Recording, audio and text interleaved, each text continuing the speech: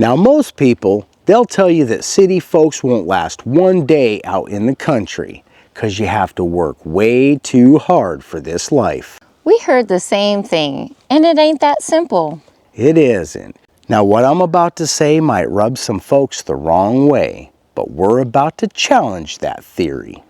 So before I moved out here, my perception of what it meant to live in the country was a bit skewed, and it's because I got it from secondhand experience or knowledge, whatever it came from. It was a bit distorted, and this is how it was. I thought if you came out to the country, you have to work real hard for every day, and it's all day from sun up to sundown. You're out there busting it, trying to get it done. And it's not that it's not like that, but it isn't exactly as I thought it was. My first impression was the old man on the porch with his protection sitting in a rocking chair, you know, and the younger generation out there getting down in the fields, working hard, making ends meet, if you will. And it's not easy because you got to go an extra mile out here in the country both ways to do anything. And that's the vision that I had. And when we started entertaining the idea that we might want to move out to the country, we started researching some of that stuff. And we really did we had to challenge ourselves. Is this really what we want to do? Because it sounds pretty tough. And truth is, that isn't what my experience has been.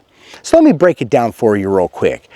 If you don't already know, my wife and I, we moved from Denver, Colorado, which is a city. Now, it's not the biggest city, but it is a fast city. And when you live in the city, some of you may already know this, but if you don't, when you live in the city, it doesn't stop. The city doesn't sleep. Things move 24/7, no matter what. What does that mean? That means constant pressure. All the time, pushing down on you. It's constant competition because there's so much of it around. You got to be ready. Bam, you got to be in there, first in line, otherwise you're last. Maybe not that bad, but you get the point. Little Ricky Bobby reference. It's also never quiet. You never have that peace, ever. And when you try to slow down in front of somebody, they make sure that you know you're in the way. And that's city life. And what did that do to me? That hardened me. It hardened me for a life of adversity, because truth is, we were in training to be country folks. And that's what we were doing without even knowing it, because we allowed the fire from the city to harden us, because it takes a hard person to be able to make it out here. In the city, I wasn't cutting down trees for firewood, but out here in the country, I'm all country boy 100% just about. Maybe a little less, I'm working on it. Maybe I'll never get there, who knows? But this is what I know. That fast pace, it kept me sharp and on point. I could catch things a little earlier. You hone in your vision when things are moving that fast, because you can't slow it down in the city. It's training you to be on time every time, right now, because it's coming, whether you like it or not. It's also the high crime. So that being said, you are constantly observant of everything around you. So when you got all of these things going on all at the same time, and you're still getting it, and you're still moving up that ladder and progressing, it's training you for anything you're about to get into. And that's the truth of it. This is what I found.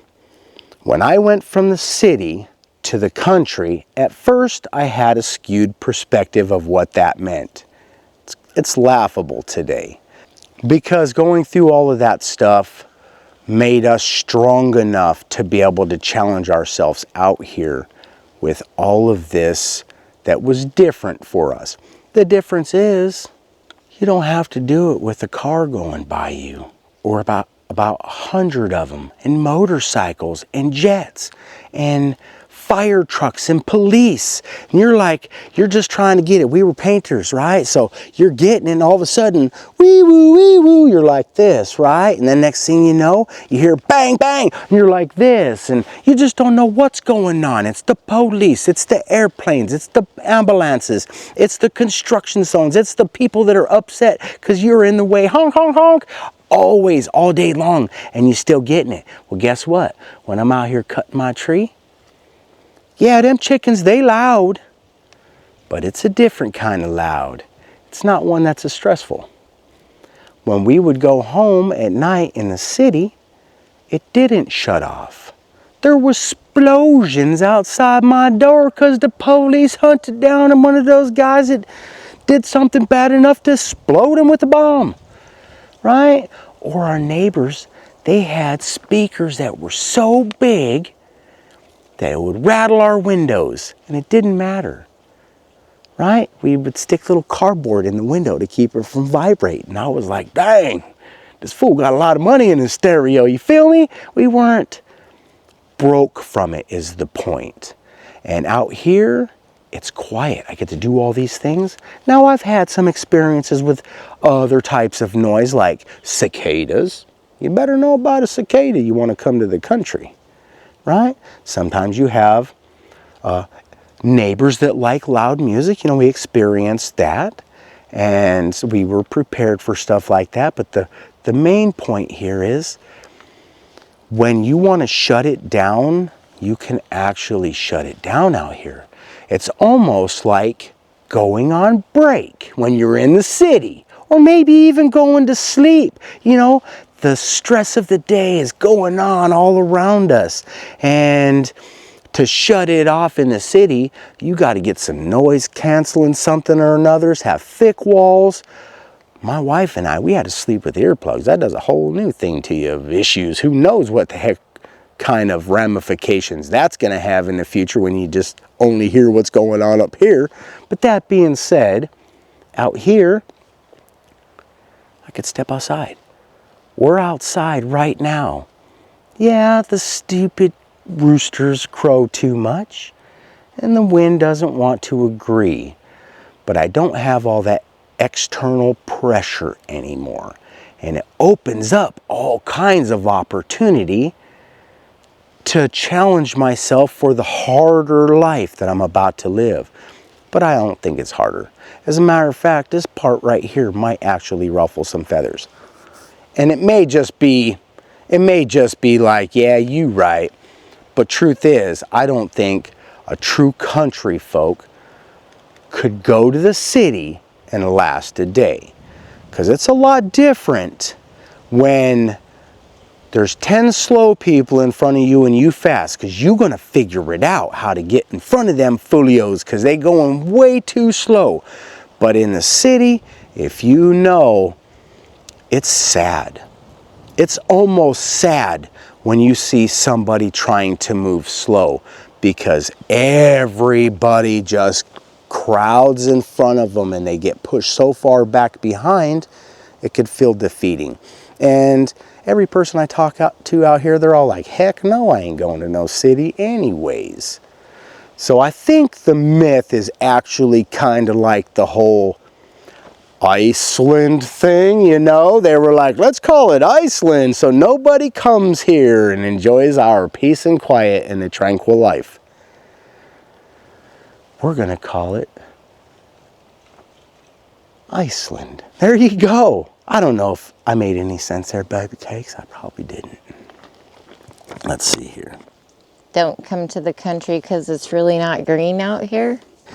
No, see the story is they named Iceland, the Vikings named Iceland to keep people from wanting to migrate there. And they called the big ice cube floating out there Greenland and tried to convince them to go there instead. So, it's a story. I don't know, but it makes sense now. Whatever. They're like, don't move to the country because it's so tough out here. And we're like, woo. Now let me just say this, because the truth is, It doesn't matter where you're from. It's right here, baby. Either you're somebody that'll rise to the occasion and stand proud in front of the challenges no matter what, or you're not. There's plenty of people in the city that wouldn't make it out here for not one day. They don't even make it in the city. It's just a lot of help there. And those same people are out here in the country, so it doesn't matter where you go.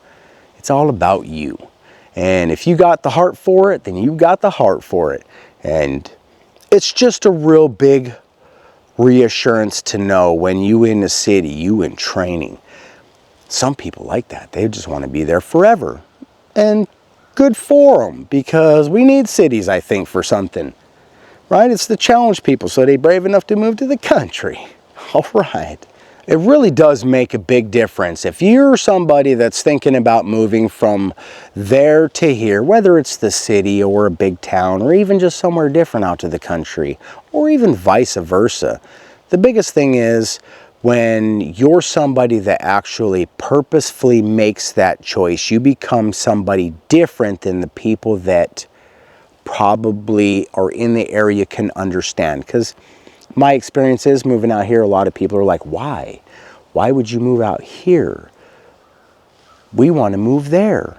And when we're there, those people are like, man, I can't wait to move out of here and move there. So it really just depends on where you're at. A lot of times if you grow up in a place, you're trying to experience something new. And it's all about a choice. So I think that's where the make it or break it comes in. Now, if somebody plucked you out of the city and put you out in the country and said, just make it, and you couldn't make it where you was at, you're probably not going to make it here either. But most of us, I think, we show up.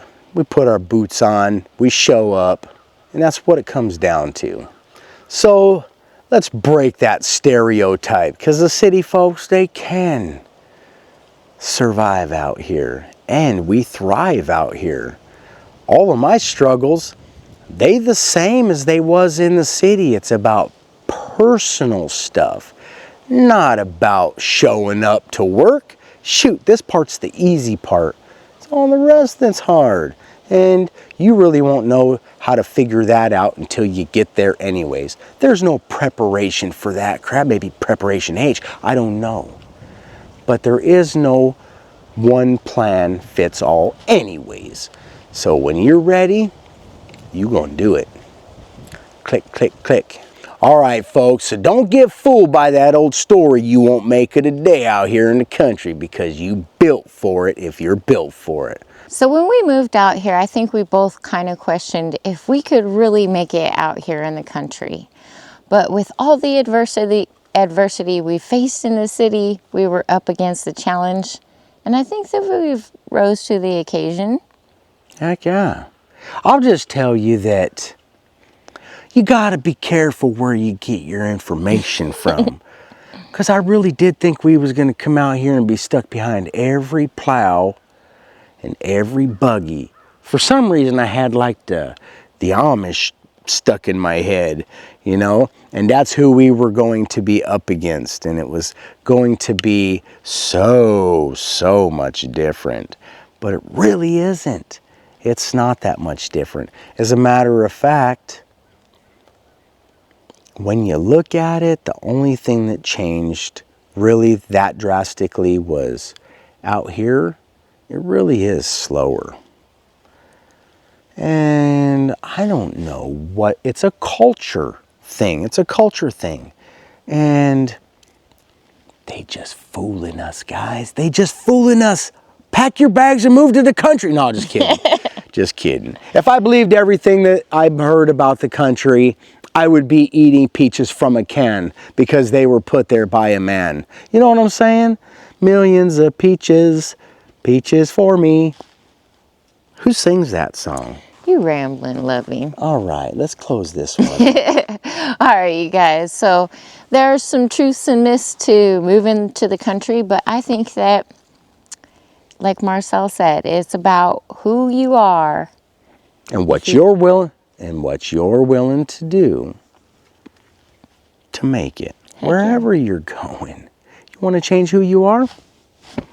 Really does depend on who you are, on what you'll change into or what you're willing to do.